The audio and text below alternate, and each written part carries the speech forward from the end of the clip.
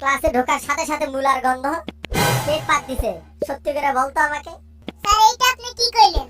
মানে খুন করে স্বীকার করতে পারে স্যার, কিন্তু কেউ মাথার পাত দিয়ে স্বীকার করে। আচ্ছা বল্টু, বলতো টাকা ও জ্ঞান এই দুইটার মধ্যে তুই কোনটা চাস? স্যার টাকা চাই। আমি হলে তো জ্ঞানই চাইতাম। যার যেটার অভাব সে তো সেটাই চাইবে স্যার। আচ্ছা বল্টু, সমাজ কর শুভেচ্ছা।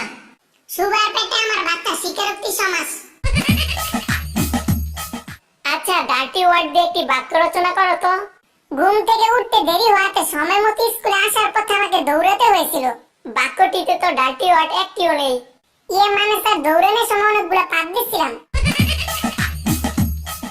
আচ্ছা বল্টু, বলতো আমরা কেন আগে বিদ্যুৎ চমকানো দেখি আর পরে মেঘের গর্জন শুনি? স্যার কারণ আমাদের চোখের অবস্থান কানের আগে। বল্টু তোর কি হয়েছে? স্যার আমার বাম গালে ব্যথা হচ্ছে। আচ্ছা এদিকে আয়, হাত বুলিয়ে দিচ্ছি, সেরে যাবে। স্যার আমার পাইলসেরও সমস্যা আছে, সেটাও কি সারবে? ওই বল্টু পড়া শিখছত? জি স্যার শিখছি। আচ্ছা টুইঙ্কেল টুইঙ্কেল কবিতাটা বলতো। টুইঙ্কেল টুইঙ্কেল লিটল স্টার, আমার টাকা মেরে দিতে headmaster. Up above the world so high, আমার টাকা মেরে তুই পালাবি কোথায়? বল্টু অঙ্কের হোমওয়ার্ক কই? স্যার অনেক প্রবলেম ছিল তো তাই হোমওয়ার্ক সুসাইড করছে। আচ্ছা বল্টু বলতো ফুটবল ছেলে না মেয়ে?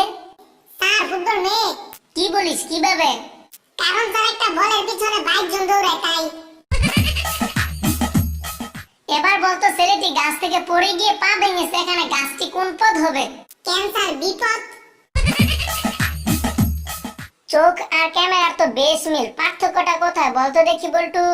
স্যার চোখ হলো বাকি বাচ্চা, তো পড়াশোনা করলো বাড়ির কাজ করে না, কিন্তু ক্যামেরা ভালো ছাত্র, নিয়মিত বাড়ির কাজ করে, কিছু পড়লেই কাগজে লিখে ফেলে। ভেতরে গিলু নেই কিন্তু অনেক ডিগ্রি আছে, কার বলতে পারো? স্যার থার্মোমিটারের। আচ্ছা তোমরা কিভাবে পড়ো? স্যার আমি ঘুমিয়ে পড়ি। ঘুমিয়ে পড়স মানে কি বলছো সেসব? স্যার অনেক ভেবে চিন্তে দেখলাম প্রেমে পড়ার চেয়ে ঘুমিয়ে পড়া শরীরের জন্য অনেক উপকার, এতে শরীর ও মন উভয়ই ভালো থাকে। স্যার আপনি তো অনেকক্ষণ প্রশ্ন করলেন, এখন আমার একটা প্রশ্নের উত্তর দিবেন? হ্যাঁ বল তোর কি প্রশ্ন? স্যার বলেন তো আমি হই কিন্তু দুই, এর ইংরেজি কি হবে? এটা আবার কি হলো? বলেন না স্যার। I am বাট্টু। আচ্ছা বল্টু বলতো উপসর্গ কাকে বলে? স্যার প্রথমটুকু মনে নাই, শেষেরটুকু বলি। ঠিক আছে তুই তাই বল। তাকেই উপসর্গ বলে। আচ্ছা বল্টু বলতো মহামানবদের জন্য স্কুলে পড়ালেখা সহজ ছিল কেন? স্যার কারণ তাদের পড়ার মাঝে কোনো ইতিহাস ছিল না। আচ্ছা বল্টু ইংরেজিতে অনুবাদ করতো মেয়েটি নিচে দাঁড়িয়ে আছে। Sir miss understanding. আচ্ছা বল্টু বলতো একটা ছাতার নিচে 10 জন দাঁড়িয়ে আছে, কতজন ভিজবে? স্যার কেউই ভিজবে না। কিভাবে? স্যার আপনি তো বলেননি যে বৃষ্টি হচ্ছে, তাহলে ভিজবে কেন? আমাদের এই ক্লাসে বল্টুই সবচেয়ে ভালো ছাত্র। ভালো তো হবো, আমিও পারতাম টিফিনে সব টাকা জমায় আবেগ কিনতে, কিন্তু পারি না কারণ আমার ক্ষুধা লেগে যায়। এই ছেলে সর্বনাম পদের একটা উদাহরণ দাও তো। কে আমি? গুড হয়েছে, বসো। আচ্ছা বল্টু বলতো একজন মানুষ কি করে 8 দিন না ঘুমিয়ে থাকতে পারবে? কোনো সমস্যা নেই স্যার, সে রাতে ঘুমাবে।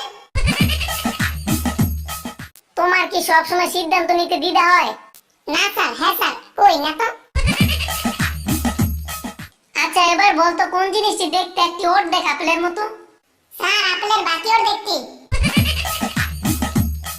হ্যালো বন্ধুরা, আমাদের ভিডিওটি যদি তোমাদের ভালো লেগে থাকে অবশ্যই লাইক কমেন্ট এবং শেয়ার করো। আর হ্যাঁ তোমরা তো জানো আমি বল্টু, আমার নতুন নতুন জোকস ভিডিও পেতে আমাদের চ্যানেলটি সাবস্ক্রাইব করো আর পাশে থাকা বেল আইকনটি চেপে দাও। ধন্যবাদ।